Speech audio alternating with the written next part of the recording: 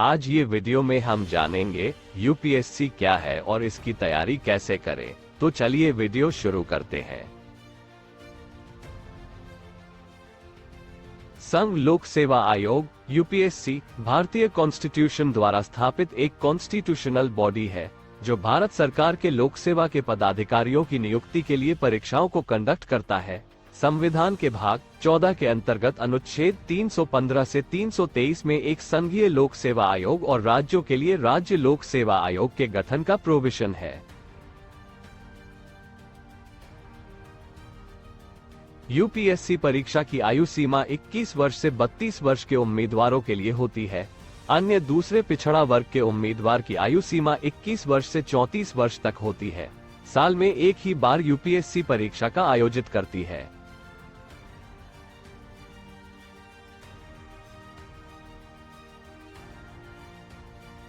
Prelims ये परीक्षा प्रारंभिक परीक्षा है।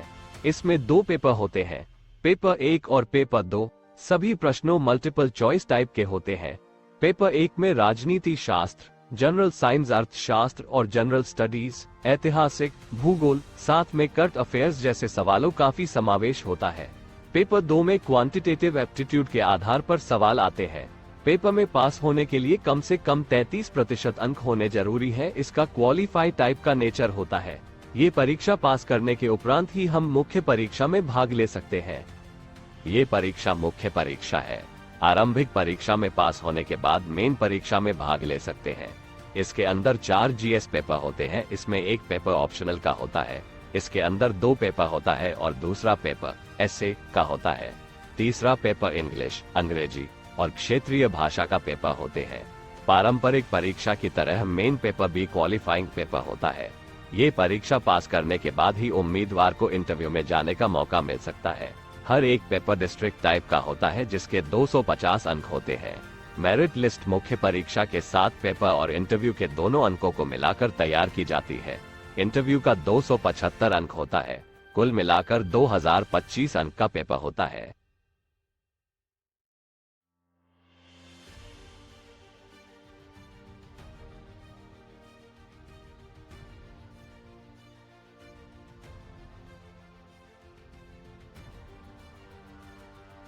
यूपीएससी के एग्जाम के लिए करंट अफेयर्स और जनरल अवेयरनेस का ज्ञान होना बहुत जरूरी है।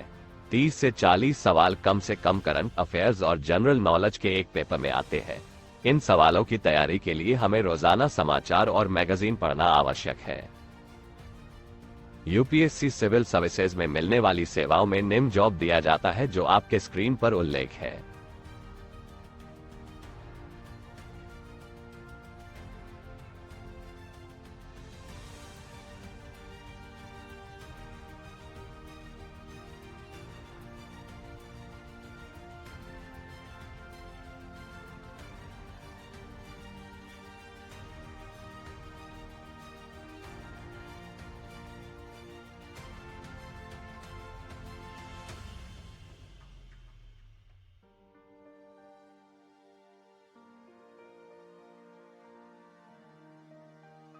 हमारे देश में आईएएस परीक्षा काफी महत्वपूर्ण परीक्षा मानी जाती है।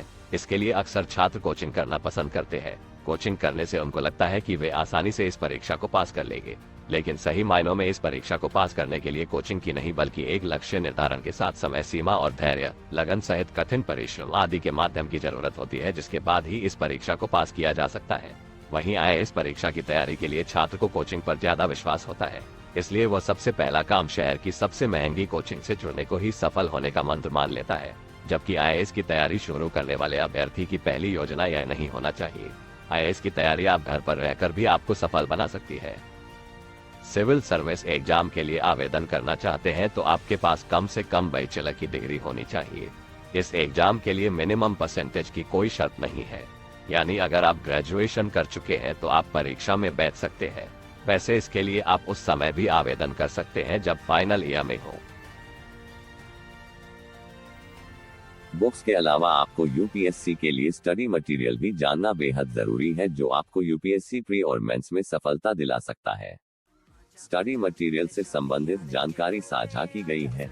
दूसरी ARC रिपोर्ट आर्थिक सर्वेक्षण, नवीनतम बजट, नवीनतम वित्त आयोग की रिपोर्ट, नवीनतम केंद्रीय मंत्रालयों द्वारा वार्षिक report, current affairs, the Hindu अखबार, योजना पत्रिका, प्रेस सूचना ब्यूरो विज्ञप्ति और नीति आयोग एक्शन एजेंडा।